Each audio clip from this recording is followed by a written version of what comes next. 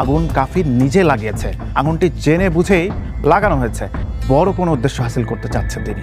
আমি সরকার কি করলো, কি করতেছে এই সরকার? আমি 7 দিনের আলটিমেটাম দিছি এই সরকারকে ভাই। 7 দিনের ভিতরে আমার এই পুরো বাড়ি গঠন করার কার্যক্রম হাতে না নেওয়া হয়, আমি একাই রাজপথে আন্দোলন করব। আন্দোলন করতে গিয়ে যদি দেখি কোনো বেনিফিট না আসে, আমি একাই বিপ্লবী সরকারের ডাক দিব।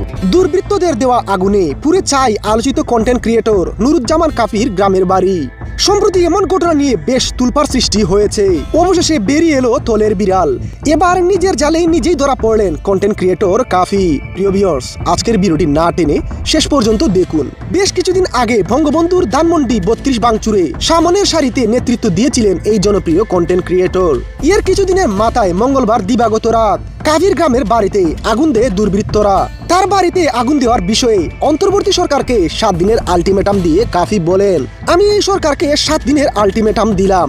এই 7 দিনের মধ্যে যদি সরকার ও আইন শৃঙ্খলা বাহিনী দুর্বৃত্তদের আটক করা সহ আমার বাড়ি তৈরি করতে না পারে, তাহলে আমি রাজপথে বিপ্লবী সরকারের ডাক দেব।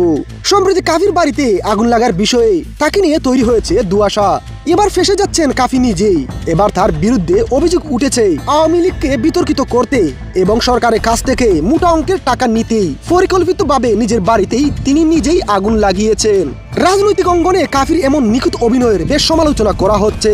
দেখি আমার বাড়ি ধাউ ধাউ করে জ্বলতেছে। বাড়ি না থাকার একমাত্র কারণ আমি দেশের মানুষের পক্ষে কথা বলেছি। দেখে চলতে চলতে বাড়িটাই নাই। প্রিয় ভিউয়ার্স, কন্টেন্ট ক্রিয়েটর কাফির বিরুদ্ধে তেমন একটা শক্ত প্রমাণ না থাকলেও তাকে নিয়ে সোশ্যাল মিডিয়ায় বেশ আলোচনা সমালোচনা হচ্ছে। প্রিয় ভিউয়ার্স, কাফির বিরুদ্ধে আনিত অভিযোগ কতটুকু সত্য, এই বিষয় নিয়ে আপনাদের মনে কি প্রশ্ন জেগেছে? লাইক, কমেন্ট, শেয়ার করে জানিয়ে দিন আপনার মতামত।